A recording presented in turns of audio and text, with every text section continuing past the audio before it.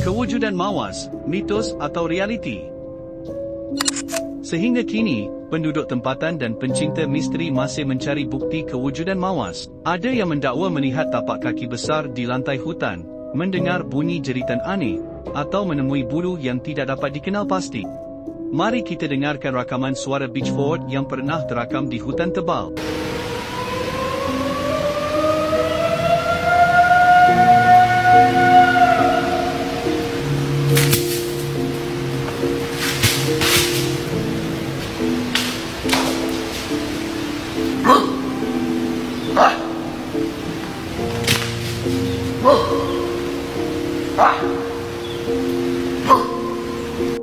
Namun, tiada bukti saintifik yang kukuh untuk membuktikan mawas benar-benar wujud. Adakah mawas sekadar legenda rakyat, atau makhluk purba yang masih bersembunyi di hutan tebal Malaysia? Mungkin suatu hari nanti, rahsia ini akhirnya akan terbongkar. Bagaimana pendapat anda? Adakah Beachford wujud atau sekadar mitos? Sila tinggalkan jawapan di ruangan komen.